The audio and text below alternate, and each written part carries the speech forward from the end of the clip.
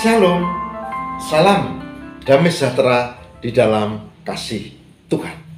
Jumpa kembali di RHI Renungan Hari Ini. RHI Renungan Hari Ini bersama saya, Pendeta Lukas Eko Sukoco dari Padepokan Diakonia Mitra Kinasih GKJ Purworejo. Jadi saya senang sekali kita bisa berjumpa dan Tuhan memberkati kita dengan aneka berkat termasuk kesehatan, dan kita yakin itu adalah tuntunan Tuhan. Bagi yang masih belum pulih, tetaplah berpengharapan karena Tuhan itu Maha Kasih dan setia. Saudara, hari ini saya mau mengajak kita untuk menghayati satu tema penting, yaitu bagaimana kita bisa menjalani rendah hati. Rendah hati adalah salah satu dari buah roh. Jadi, orang yang beriman bisa dilihat dari buahnya.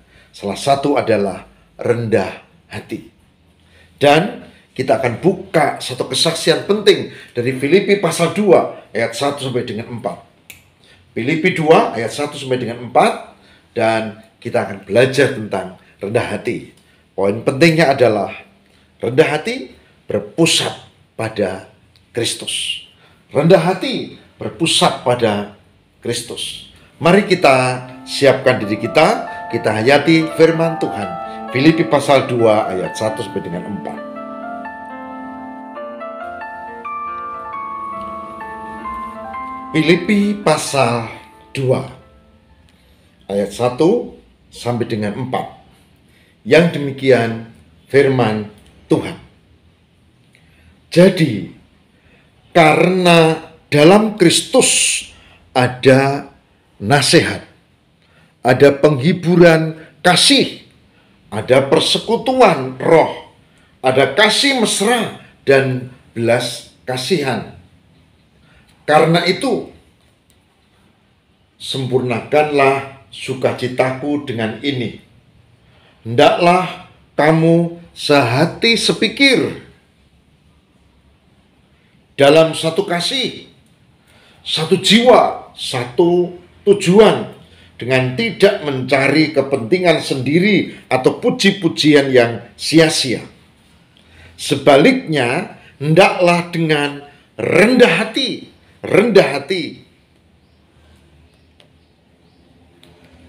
yang seorang menganggap yang lain lebih utama daripada dirinya sendiri. Dan janganlah tiap-tiap orang hanya memperhatikan kepentingannya sendiri, tetapi kepentingan orang lain juga. Demikian Filipi 2 ayat 1 sampai dengan 4. Berbahagialah orang yang mendengarkan firman Tuhan dan memelihara dalam kehidupan setiap hari. Saudara, suatu pagi saya seminggu 3 kali olahraga dengan istri di sekitar alun-alun, dan kita jalan di trotoar yang cukup lebar itu. Alun-alunnya juga luas dan indah. Saudara tahu, setelah saya stroke 2 Oktober tahun lalu, kemudian saya sempat merot dan lumpuh separuh, ya, tidak bisa apa-apa. Lalu Tuhan mengampuni, memberkati, memulihkan. Mengampuni karena saya belajar untuk menyadari ternyata ada pola hidup yang gak benar. Lalu menolong, memulihkan, sehingga akhirnya mulai bisa berjalan. Sekarang sudah mulai bisa berjalan lagi, ini bisa bergerak lagi seperti yang biasanya sebelum sakit. Dan saya terus menjaga kesehatan. Kesehatan tidak hanya iman, spiritual, tidak hanya kejiwaan, tapi juga fisik. Dan saudara, salah satu cara adalah lari-lari, jalan cepat, atau apapun olahraga sekitar alun-alun. Apa yang menarik? Yang menarik adalah ketika kami sedang jalan cepat di sekitar alun-alun Purworejo yang sangat luas itu, yang trotoarnya juga luas. Tapi ketika kami jalan, kami terhalang, saudara. Karena ternyata ada rombongan orang. Ya, mereka jalan-jalan juga. Wah. Dan mereka cukup banyak, sekitar 10 orang atau mungkin malah lebih, ya, lebih. Nah, apa yang menarik? Yang menarik adalah mereka berjajar. Mereka berjajar tidak hanya 2 atau 3, tapi mereka berjajar 5. Kemudian di belakangnya 5. Lalu mereka jalan santai sambil ketawa-ketawa. Wah, menutupi jalan yang kami tidak lewati. Tentu hati saya jadi nggak enak gitu ya. Ini mau jalan ditutupi nih, gitu. Tapi saya belajar bagaimana menjadi orang yang rendah hati. Sudah tahu, rendah hati tidak mudah. Saya merasakan tidak mudah. Tapi ketika jalan ditutupi, lalu saya belajar permisi, saya dan istri permisi. Mereka diam. Nyuwun sewu, permisi, saya lebih keras, dan mereka lalu noleh. Oh, maaf. Gitu. Lalu temannya menegur, kenapa kita berjalan menutupi ini seluruh area? Ada yang menyadari, tapi ada seorang perempuan temannya yang kemudian berkata, ini kan trotoar, ini kan umum. Saya tersenyum, iya trotoar, iya umum, tapi artinya harus menghargai kepentingan orang lain. Bolehlah jalan, ya, tapi kenapa harus berjajar 5?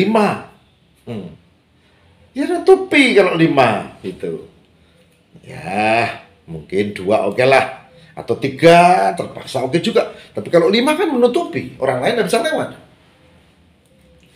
Secara hari ini kita belajar, salah satu sikap rendah hati adalah sehati sepikir, satu tujuan, satu jiwa, dan yang penting dikatakan yaitu kita memperhatikan kepentingan orang lain juga.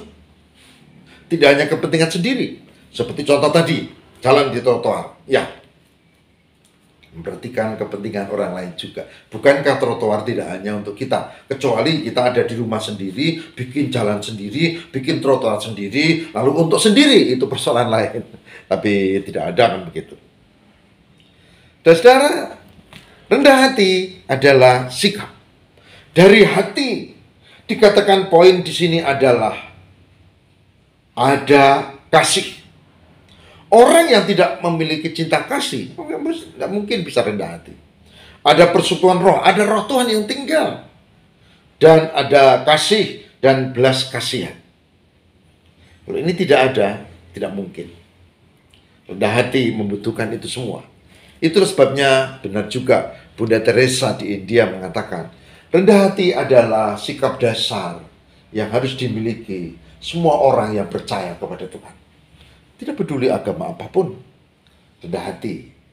Lalu dikatakan sehati sepikir, satu kasih, satu jiwa. Jangan mencari kepentingan sendiri, lalu menganggap orang lain lebih utama, dan memperhatikan kepentingan orang lain, hidup bersama, dan seterusnya, ayat 4 dan 5.